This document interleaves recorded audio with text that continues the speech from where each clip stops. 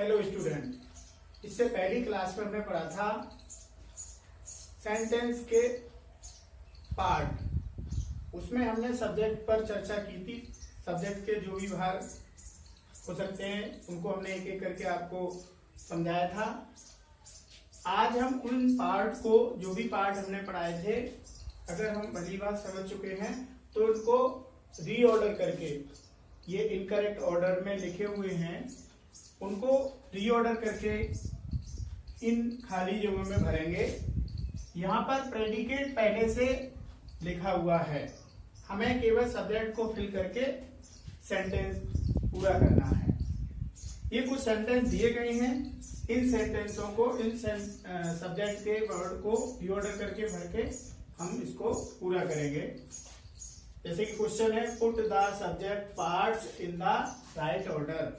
Subject के part को सही क्रम में लिखो। तो पहला हमारा सेंटेंस है, इसमें सब्जेक्ट लिखा हुआ नहीं है, वो आपको वहां से लिखना है। सही क्रम में कौन से शब्द को पहले लाना है, ये विशेष बात रहेगी। इज इंटेलिजेंट, बुद्धिमान है। अब कौन बुद्धिमान है, कैसे बुद्धिमान है, क्या है सब्जेक्ट की स्थिति, वो यहां पर देखेंगे। तो जैसे कि आपको बताया गया था, यहाँ तीन वर्ड है, टॉल, दैट और बॉय। तो अगर आपको याद होगा तो मैंने बताया था कि this, that, these, those, a and the, my, our, your, 1 2 3 4, first, second, third, all, some, ये सभी डिटर्मिनर्स होते हैं जो सब्जेक्ट में सबसे पहले आना चाहिए। तो हम सबसे पहले किसे लिखेंगे, दैट को।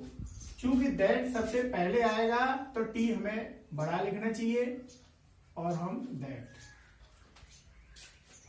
फिर मैंने आपको एडजेक्टिव के बारे में बताया था। एडजेक्टिव उसे कहते हैं जो हेड वर्ड की, अर्थात नाउन या प्रोनाउन की विशेषता बताए। तो टॉल, कौन है लंबा, बॉय, जाहिर सी बात है।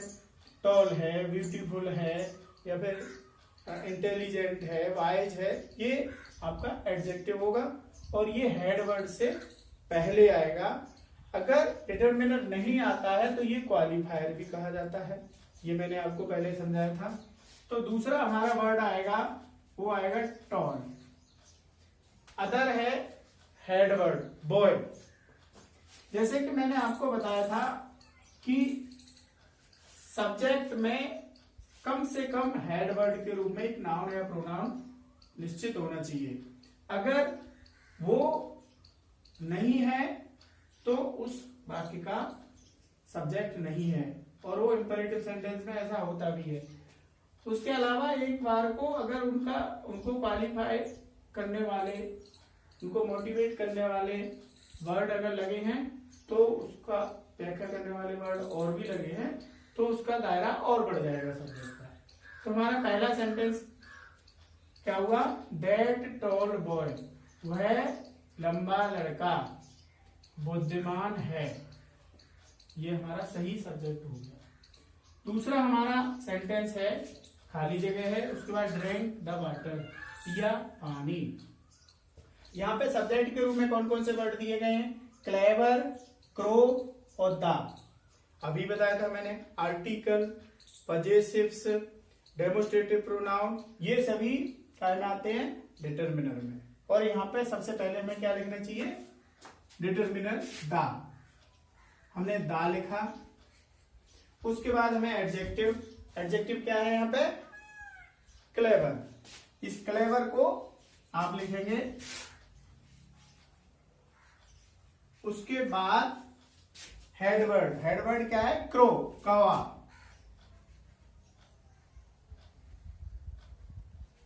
क्रो। और हमारा सेंटेंस क्या हो जाएगा, the clever crow drink the water, चालाक कौवे ने पानी पिया। हमारा पूरा सेंटेंस हो गया।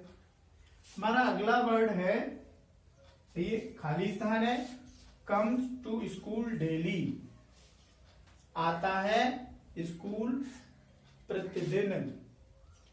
अब ये आपके सब्जेक्ट में से इनको आपको रीऑर्डर करके लिखना है। तो दो ऊपर के सेंटेंस कर चुके हैं हम, इसके आधार पे अब निश्चित रूप से आप समझ ही गए होंगे कि हमें क्या समझे। सबसे पहले हमें क्या लगाना है, दिस, वेरी गुड, दिस, इसको हम लिखेंगे। उसके बाद एडजेक्टिव क्या है हमारा, एडजेक्टिव है यंग, तो हम यहाँ पे यंग लिखेंगे। हेडवर्ड क्या है इसमें, हेडवर्ड है बॉय, हम बॉय लिखेंगे, बॉय।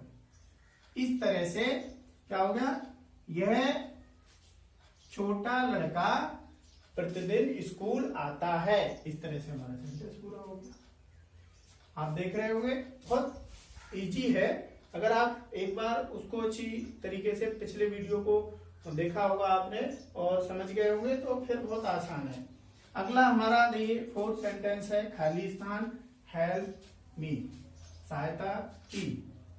ठीक है, यहाँ पर आप कर लो, ऐसा कर लेता हूं मैं, इसको यही रहने दो, हेल्प कर लेता हूं। ठीक है, अब इसको देखेंगे, इसमें डिटरमिनर क्या है, ए, उसके बाद एडजेक्टिव क्या है, रिच, उसके बाद क्या है, मैन, उसके बाद एक हेल्प मी, सहायता करता है, एक धनी आदमी मेरी सहायता करता है। बाकी बन गया, सबसे पहले डिटरमिनर, फिर एडजेक्टिव, फिर हेडवर्ड। अब थोड़ा सा एक सेंटेंस अलग लिखा है मैंने, जिसमें ये 3-4 सेंटेंस एक ही तरह के हैं, जिनको आप भली बात समझ गए होंगे। अगला सेंटेंस है उसका प्रेडिकेट पार्ट है, इज यूजफुल फॉर हेल्थ, उपयोगी है स्वास्थ्य के लिए। सब्जेक्ट लिखना है, क्या उपयोगी है, कौन उपयोगी है। तो हम क्या करेंगे, यहाँ पे इन लिखा हुआ है, मॉर्निंग लिखा हुआ है, दा लिखा है, वॉकिंग लिखा है। आपको याद होगा मैंने बताया था कि सब्जेक्ट में infinitive, gerund, clause, it, there, ये वर्ड भी आ सकते हैं। तो यहाँ पर आप देख रहे होंगे कि ये जीरन में, जी वॉकिंग वर्ब की फर्स्ट फॉर्म में आईएनजी लगाने से बनते हैं, और वॉकिंग मीन्स टहलना। मैंने आपको पिछले वीडियो में बताया था आईएनजी लगाने से क्या होता है, नानी ने का अर्थ आता है वॉकिंग, और ये नाउन का कार्य करते हैं, वॉकिंग। फिर अब देखिए ये क्या है, ये इसकी विशेषता बताने वाले वर्ड हैं। अब लेकिन एक से ज्यादा है, इसलिए एडजेक्टिव ना होके ये क्या कहे जाएंगे, एडजेक्टिव फ्रेज, बिल्कुल। तो इन द मॉर्निंग, इस क्रम में लगाएंगे हम, इन द मॉर्निंग।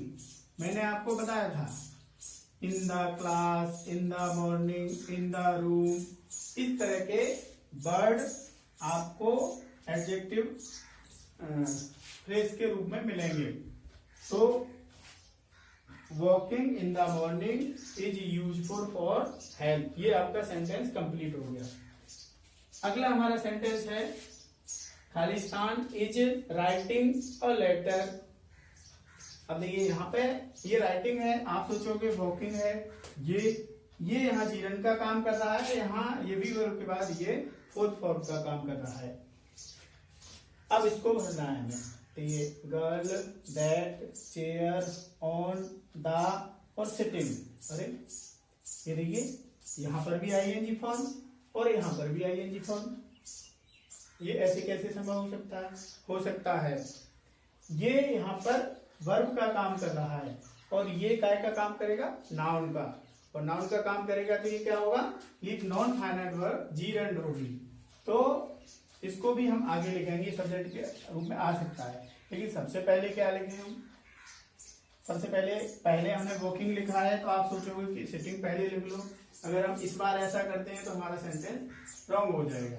तो हमें देखना होगा, क्या देखना होगा कि इसमें कोई डिटरमिनर, एडजेक्टिव, हेडवर्ड वो क्या है। तो यहाँ हम देख रहे हैं कि गर्ल लिखा है, दैट लिखा है, चेयर लिखा है, ऑन लिखा है, दा लिखा है, सिटिंग लिखा है। तो यहाँ पर जो हमारा डिटरमिनर है वो क्या है, दैट। हेडवर्ड क्या है, गर्ल, चेयर भी हो सकता है, लेकिन यहाँ चेयर नहीं है। चेयर क्या है, एक इसके कम्प्लीमेंट के रूप में, यहाँ पे सब्जेक्ट के कम्प्लीमेंट के रूप में कह सकते हो, यहाँ पे लिखा गया है। तो यहाँ पे हम क्या लिखेंगे, सबसे आगे क्या आ जाएगा, दैट, उसके बाद क्या आएगा, हेडवर्ड गर्ल, उसके बाद क्या आएगा, सिटिंग ऑन द चेयर, बैठी हुई है, बैठी हुई, ये पार्टिसिपल का काम कर रहा है। तो दैट गर्ल सिटिंग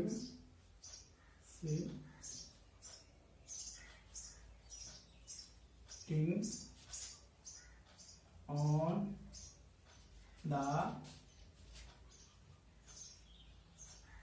चेयर, ये आपका सब्जेक्ट हो गया। दैट गर्ल, वह लड़की, सिटिंग ऑन द चेयर, बैठी हुई कुर्सी पर, इज राइटिंग ए लेटर, एक पत्र लिख रही है। ये सेंटेंस का अर्थ हो गया। अगला हमारा सेंटेंस देखें। अगला सेंटेंस है 7, खाली जगह है, एंजॉयज स्विमिंग। देखिए यहाँ पर देखेंगे हम लोग, आनंद लेता है स्विमिंग का, तो ये वर्ब यहाँ पे भी आएगी, ये मेन वर्ब है। इसके बाद जो आई है वो ये जीरंड है कि पार्टिसिपल है कि इन्फिनेटिव है, क्या है ये, वो सॉरी इन्फिनेटिव तो नहीं हो सकता, वर्ब है, प्रेजेंट पार्टिसिपल। तो यहाँ पे ये स्विमिंग क्या है, स्विमिंग क्या है, तैरना, ना का अर्थ दे रहा है, तो ये जीरंड का काम करेगा। वर्ड कौन से सब्जेक्ट के स्थान पर लिखने हैं, in, city, the, my, elder, brother. निश्चित रूप से आपके दिमाग में कुछ खाका आ गया होगा कि सबसे पहले हमें किसको लिखना है, या तो दा को लिखें या फिर हम माई को लिखें। दा तो लिख नहीं सकते, ठीक है, दा एल्डर ब्रदर थोड़ा सा अलग हो जाएगा, तो माई, फिर एडजेक्टिव एल्डर, फिर ब्रदर, फिर इन द सिटी।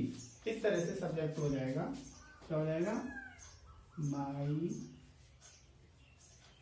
एल्डर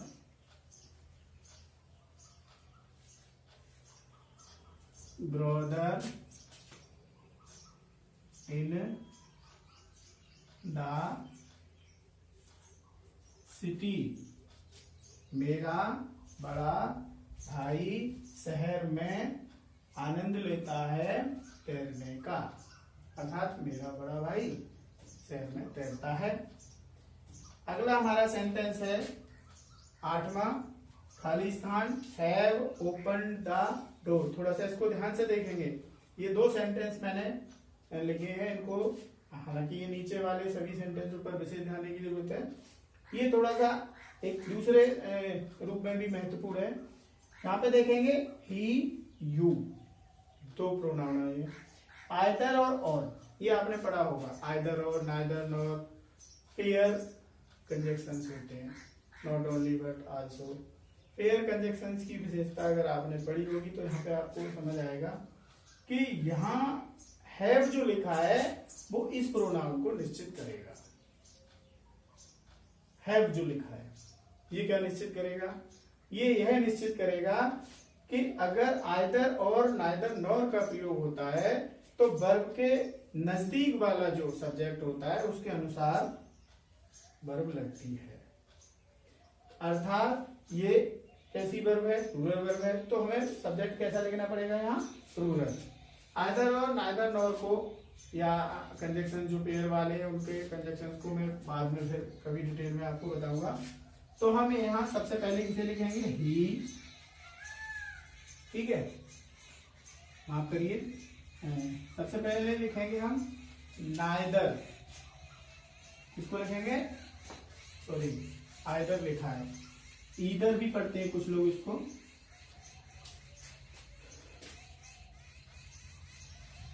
ये जो सेंटेंस लिखा है इसमें देखिए आप, ही, यू, आइदर, या कुछ लोग इसको ईदर भी पढ़ते हैं।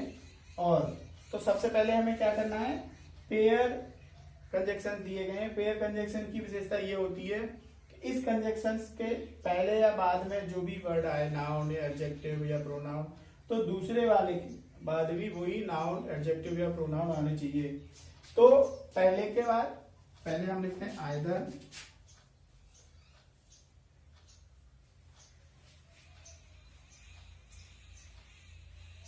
ही और यू। आप सोचेंगे कि ही पहले लिखा है, यू बाद में क्यों लिखा है? तो इसको मैं बता दूं, हमेशा ये जो वर्ब आती है वो इस सब्जेक्ट के मीन्स इस वर्ब के नजदीक जो सब्जेक्ट पड़ता है उसके अकॉर्डिंग आती है। अगर हम यहाँ ही लिखते हैं तो हैव तो आएगा नहीं, उसने है पहले से लिखा है, इसका मतलब यहाँ प्लूरल सब्जेक्ट आना चाहिए, तो हम यू यहाँ लिखेंगे, ही यहाँ लिखेंगे। और इस तरह का आइदर, नाइदर, नॉर वाले सेंटेंस में यही नियम होता है कि इनका जब प्रयोग हो तो वर्ब के नजदीक वाले सब्जेक्ट के अकॉर्डिंग ही वर्ब का प्रयोग किया जाता है। नजदीक वाला अगर सब्जेक्ट सिंगुलर है तो वर्ब सिंगुलर आएगी, नजदीक वाला अगर सब्जेक्ट प्लूरल है तो वर्ब भी प्लूरल आएगी। लास्ट हमारा सेंटेंस है, देखिए खाली जगह, इज माई एम।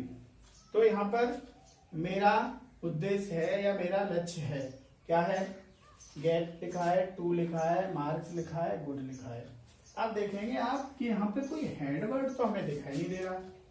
तो जैसा कि मैंने आपको बताया था, हेड वर्ड नहीं है, कोई प्रोनाउन नहीं है, नाउन नहीं है, तो यहाँ पे क्या लिखा है? फर्स्ट फॉर्म लिखी है और एक टू लिखा है। तो फिर हम इनसे क्या करेंगे?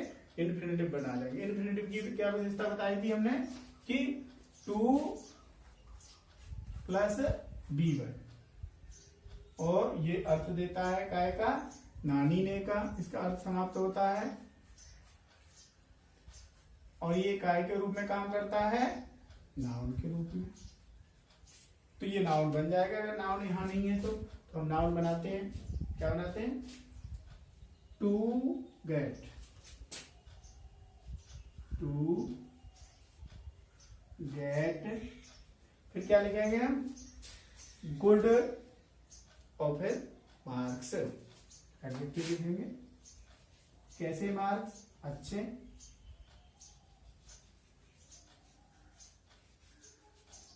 मार्क्स, और हमारा सेंटेंस हो गया to get good marks is my aim. अच्छे अंक प्राप्त करना मेरा लक्ष्य है या मेरा उद्देश्य है। तो आपने आज देखा कि अगर हमें इस तरह के सेंटेंस मिलते हैं जिसमें सब्जेक्ट को हमें लिखना है, सब्जेक्ट को फिल करना है, तो सबसे पहले हम डिटर्मिनर को, फिर एडजेक्टिव को, फिर हेड वर्ड को, या फिर उसके बाद एडजेक्टिव फ्रेज को, या इन्फिनेटिव के रूप में, जीरंड के रूप में, या क्लाउज के रूप में भी सब्जेक्ट हो सकते हैं। तो निश्चित रूप से अगर इन सेंटेंस को आपने ध्यान से देखा होगा तो मैं ये कह सकता हूं कि और सेंटेंस भी अगर इस तरह के आपको करने को दिए जाए तो मैं आशा कर सकता हूं कि आप उनको भी कर लेंगे।